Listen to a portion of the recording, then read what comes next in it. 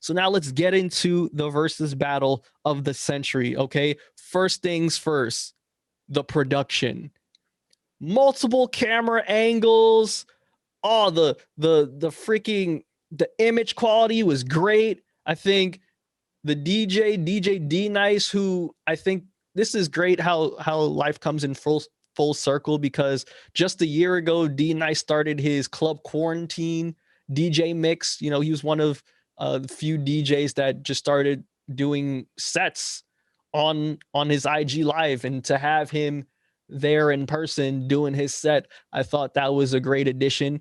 Having the first ever host, having a first ever versus host in Steve Harvey. I thought in the beginning, I'm not gonna lie, all right, I thought Steve was talking too much, but you know, as the night progressed, I felt like this was great because you could tell that Steve Harvey was a huge fan of both Earth, Wind, and Fire and the Isley brothers, and it's pretty evident that it seems like they're cool, like they're friends Yeah, too. he was telling some interesting and great stories about more like the atmosphere or the time or like what was going Yeah, on between like when certain songs came out, because it was only in funny. his It's like, oh, personal life. this song came out when I was 2 years old or 9 years old. It's like, yeah, Steve Harvey is a much older gentleman, and these guys been making music for over 60 years. Exactly. So I was like, yeah, it's only been like 60 years. Like, come on, bro, that's two generations right there. Right. I think how did you feel about Steve Harvey consistently doing the uncle-y thing at barbecues, talking about how the younger generation doesn't know much about good music. How did you feel about that? I thought he played it safe because he did talk about how great hip hop is and how Mhm, it's been great for like the community, and also how a lot of people made a lot of money off of hip hop as well. mhm. Which so I'm not saying that he was dissing music of today. He just He said was throwing little jabs. he was throwing small like visible jabs, talking Mhm. about it's just not the same. I think when Or, he or brought up hip hop, he was this is real music. yeah, it's real music. What y'all know about that? This is real music. This is real music that talks about, you know, how to treat a lady. You Yeah, know, talking about how to talk sweet and nice to a lady, not all that X, Y, and Z. because the Isley brothers, I if I remember, they're talking about one of their songs is saying they're trying to like show appreciation when they're To writing women. to Yeah, women, right. and that's when he kind of talked about hip hop, because I think he wanted to talk about like, oh, they're just saying B word this, B word that, Mhm. and I thought it was pretty interesting because one thing I know, listening to music for a pretty long time and doing research in the background of samples that rappers would use, because Mhm. this people that are sampling know what music is. It's hard to sample. You have to actually know what you're listening to if you want to sample it. Right. So they know that the live instruments is what makes music. Of course, I could compare it to like maybe trap music today. They don't use any drop of live instruments. Mhm. Compared to like, for example, just for the audience to know, if you listen to like Common's like third album, the one Ye produced, or even like early Kanye West or Just Blaze music, you could feel that a live instrument could play that song. Mhm. Compared to today, it's like, how you gonna have a live instrument play a trap song, right? Unless there's gonna be a guitar playing the bass line for, I can imagine it for a 21 Savage song, but True. it's just not the same. Hence, it's not real music. It's like, it's still music. It's just no one's like blood and soul is pricking on the string for like 3 hours just to get the bass line right. That and to me at least, I feel like I wouldn't expect the older generation to like some of this new music because it's a different time, different slang, different environment. And yeah, I think when it comes to modern music, let's call it, right, I feel like there's a time and place for everything, right? I feel like the music that the older generation hears, right? I think it is a lot of like the trap music and all that stuff. And I totally understand why they would criticize that kind of quote unquote music, right? But also we do have music of substance, right? But they just never want to hear it, such as Kendrick Lamar, Hey, yeah, I knew you're gonna say J. Kendrick Cole. Of Lamar. course, you got to say the man's a Pulitzer Prize winner. But J. Cole's. what's important with that conversation is where the music is coming from. There's no Mhm. way, like, unless you have an open parent or someone that you're connected to and you're playing music for them and you're explaining the song to them and you're like, okay, I get it. But some people don't have that type of time. So where are they listening to music? On TV or on the radio? They could watch Right. a award show Or and just by walking by and hearing "Up" by Cardi B. yeah, exactly, right? It's like that's where they're going to listen to their stuff. Of course, radio is as bad as it was back then. They Of play course. what's popular. Exactly, and they play it every freaking hour. But Like, I remember today Mhm. in the car, I heard Cardi B's "Up" like 3 different times Yeah, in the span of an hour. and I like Cardi B. She's cool, but Up is not. It's not it, right? Good song the first listen, but after the 5th listen, I got tired of it quick. So you have to kind of imagine. This is another random conversation piece.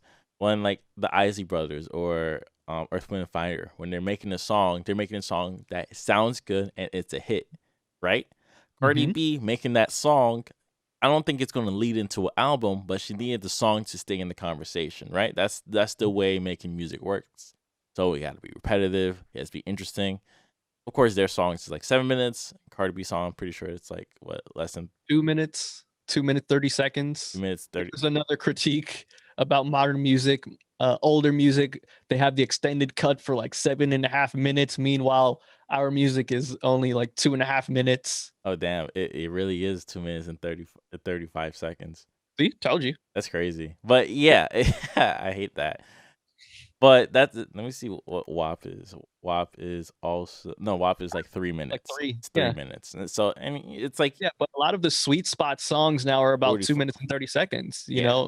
Montero is like 2 minutes 30 seconds. Yeah. Right. And those are singles. This is as I said in many of our episodes before, we're going back to the old school singles. Mhm. Sooner or later, we're going to go back to the 6, 7 minutes, but as of right now, the 2, 3 minutes are dominating because it's easier to make money off of it.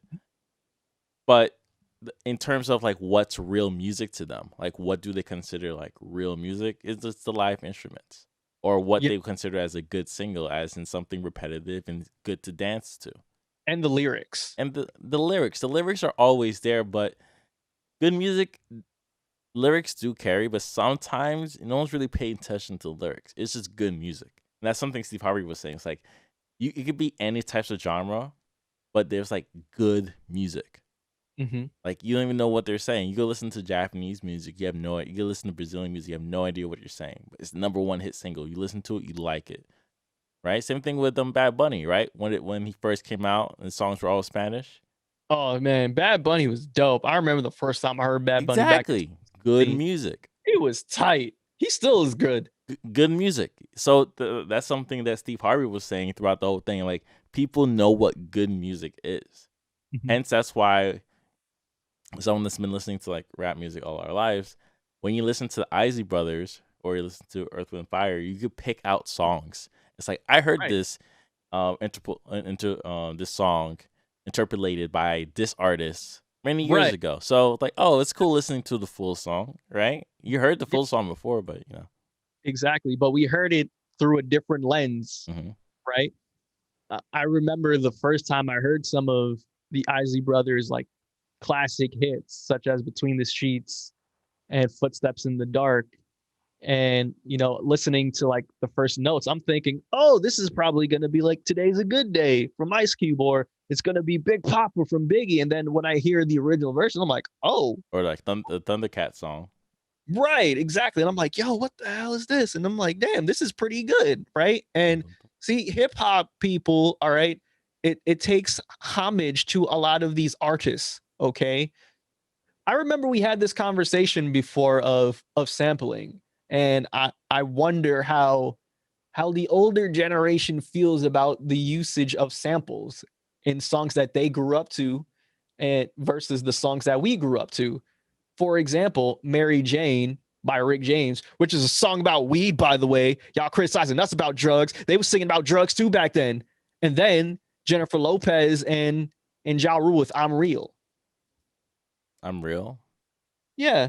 Do, do, do, do, Oh do, yeah, yeah, yeah. do, Oh, because he used the same beat. I'm real. So Right. it's interesting because the younger people, especially if they don't have parents or older guardians that will play their music, their own music, their favorite songs to the younger generation, they won't know it, right? Exactly. They just won't know. I know some songs because my parents will play like Neil Diamond or something.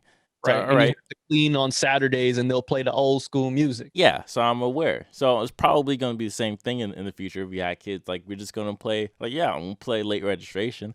I won't explain Right. it to them, right? I won't say this is real music because I think it's arrogant, right? And I Ooh. think, Oh, you hear that? It's arrogant. and I think that whatever they're going to like, they're going to say, oh, yeah, I remember listening to this. Like, my parent used to play this, but I like this.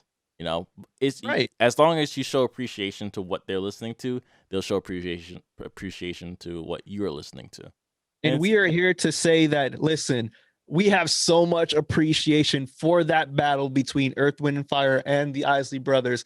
And in my opinion, it's probably the best battle that Versus has ever done. It's top 5 easily. It can, I can see why people will argue that this is going to be their number 1 versus battle of all time. For me, because I'm biased, I'm still going to give it up to the Caribbeans. I'm going Beanie Man Bounty Killer, but this is a strong 2, okay? And the fact that this was the first versus battle that went for 4 hours long, people, 4 hours long of straight hits, straight bangers. Okay. I was shocked at how many songs from each group I knew. I was shocked at that, Bastion. I'm not going to I lie. think I know certain Earth, Wind, and Fire albums, but Mhm. I definitely knew a lot of the Isley Brothers music.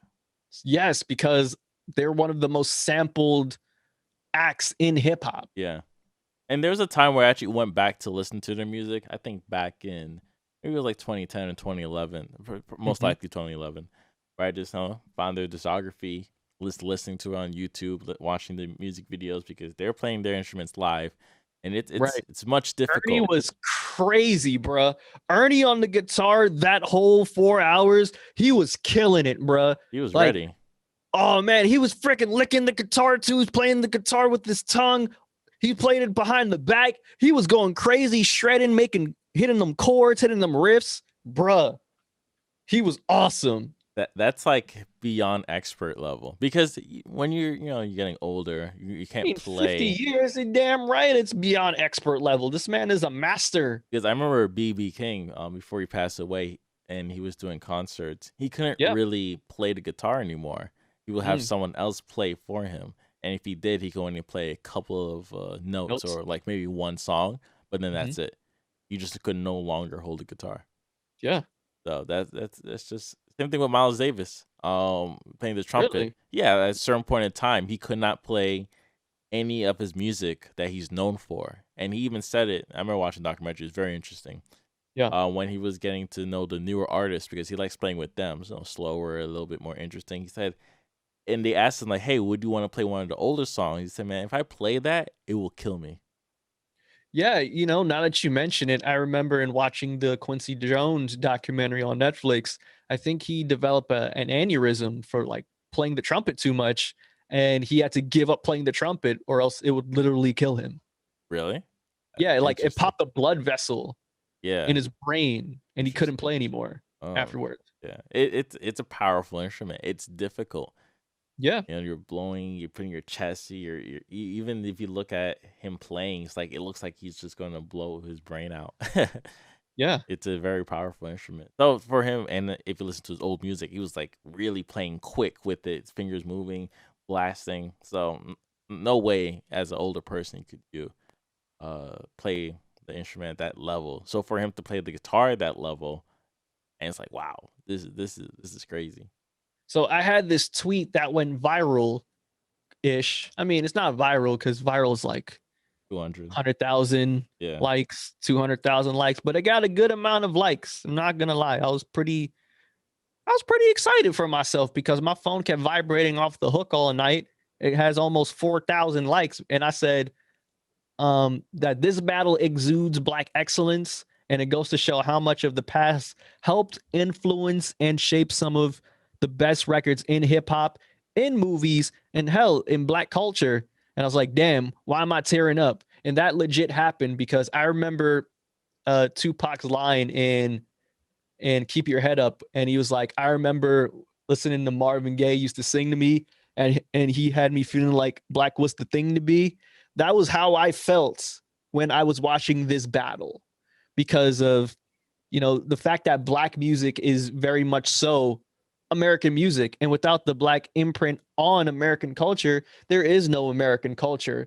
Due to so many songs that I've heard that I didn't know that was from either Earth, Wind, and Fire or the Isley Brothers, not just in music, but like in commercials, in movies. Um, yeah, like for example, In the Stone, right? Which is a big staple in HBCUs and marching bands, right? The first time I remember hearing that was in Drumline. Mm. You remember that? No, I haven't So, watched the movie in a while, but if all I right, listen to it, I'll remember. so Dr. Lee, played by Orlando Jones, he was like the main orchestra. Is that a word? He was the main leader of the band, right? He Sure. was the dude with the baton or whatever, waving, giving the directions, right? And he was like, "Yo, the first song we're gonna play is by Earth, Wind, and Fire." And then, once he started, it was that song Interesting. back Oh, in 2002. People, one of the first songs I remember that they played was "Hello, It's Me," and I mm, remember listening. I don't remember where I heard it. I think it's probably one of those like top 40 collection CDs of the past that they used to sell like nonsense, and they still do. mm-hmm. That I think that's where I heard that song for. But also, what kind of reminded me of that song even further back, maybe like 2 or 3 years ago, Erica Badu with her EP, the Phone EP, Mm, the last track she did with Andre 3000. But she would say instead of girl, it's squirrel. So just for you to remember the song, the last mm-hmm. track. I was like, oh wow. I kind of forgot she kind of did a little remix to that song as well. But Yeah. here's one thing I learned and that I didn't know. And I always hate learning this. What's that? At your best, you are loved. Mm-hmm. I really thought that was an Aaliyah song. Yeah. I really Yeah. thought that was an Aaliyah song because Frank Ocean did that cover. Everybody's like, "Oh, Frank Ocean did an Aaliyah cover." It's like, no, no, no. He did an Isley Brother color. Yeah. Like, no. Yeah. It's crazy how we find music, man, because we think one artist, did that song or created that sound, but no, they got it from somewhere else. You know what I mean? Like for example, I didn't know the Isley Brothers did shout. I didn't know that. You make me wanna shout, throw my hands up and shout. Really? Yeah, yeah, Yeah, yeah, yeah, yeah, yeah. I didn't know that, okay? I've heard different iterations of that song. Of course, I know the Caribbean version. I know the Trini version, the soca version of that song. Okay. You make me wanna, that one. Okay. Y'all know what I'm talking about. Yeah. I didn't know about the Isley Brothers. It's That's like crazy. it's like Whitney Houston singing "I Will Always Love You," which is like one Dolly of the Parton. yeah, it's a Dolly Parton song. It's like what? Exactly. Yeah. The- Right. it- You would never think about that. what a beautiful check. Yo, Dolly Parton, whenever she's asked about the Whitney Houston version of that song, she always brings up the check. Yeah, it's a good check. It's her song now, but the It check is is, good. and rightfully so. Yeah. Whitney Houston was killing everybody else's songs. It's like, oh, this is my version. Look, I'll make the Definitely. version even better. So good they forgot your version. And hey, I'm not even gonna lie. I heard the Dolly Parton version, and guess what? It's a good version. Oh yeah, it's great. Dolly Parton is fire. But man, it doesn't have ish on that Whitney version. Oh my god, it doesn't. Like it just doesn't, man, because of the soul. The soul. It's the I want to say vocal. Yeah, the vocal length or vocal control Yeah. that Whitney Houston had as an artist is just feel different. Real quick, man, we got to talk about the years and decades in which the Isley Brothers were able to cross over too, because we know the Isley Brothers, specifically Ron Isley, as Mr. Biggs. Mhm. And I was kind of shocked. Well, there was a bit of controversy that happened where he decided to play some of Mr. Big's catalog.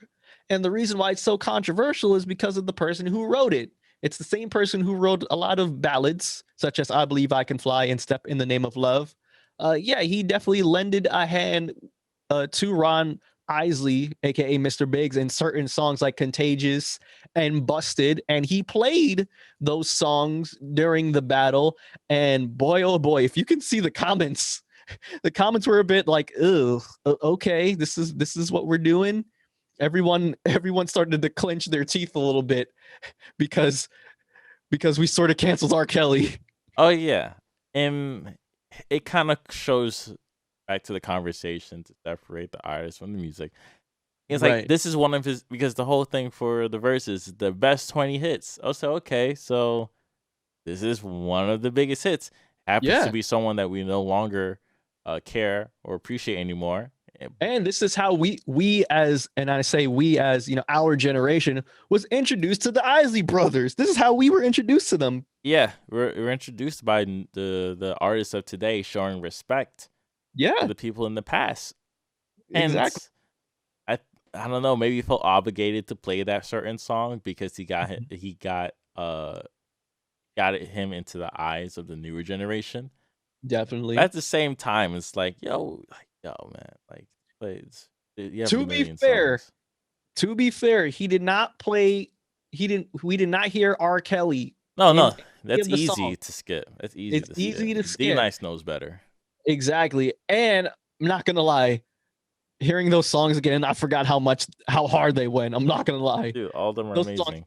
absolutely They're slapped. gonna have a versus battle with like The forbidden versus the battles, forbidden versus battle just between like battles of celebrities or musical artists that we've canceled.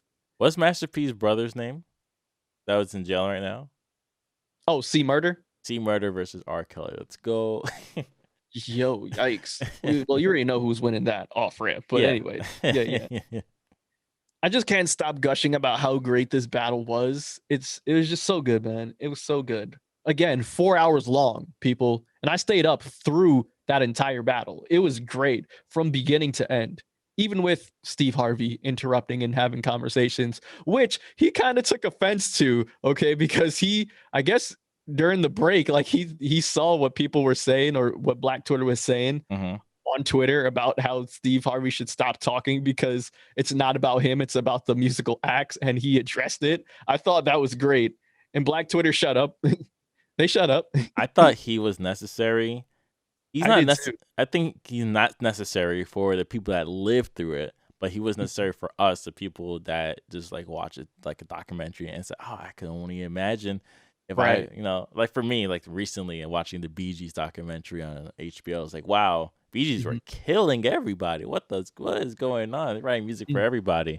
So I can only imagine like being a Bee Gees fan at the top of their prime, but I can only imagine. Right. Yeah, man. So, just again, great battle, one of the best ever.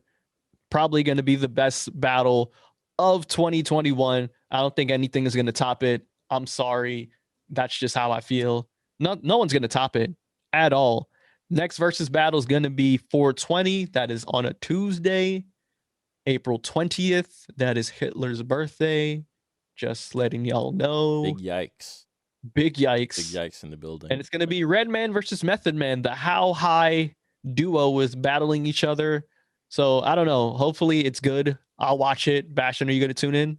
I'll try to remember to tune in. I do like a lot of Redman's music, especially in the early days. He's just chilling right now. He's still chilling in the same spot at where Right. In Jersey? no, in Staten Island. Oh, that's where he did Cribs, and his doorbell wasn't working. So he said, yo, you got to rub these two wires together to make the doorbell work. Yeah. That was classic. My favorite part is like a couple years later, they did the same spot, and it's not like he bought a new house. He just upgraded that same house. Good. Yeah. And he got a doorbell. He got a doorbell, and it works this time. Good.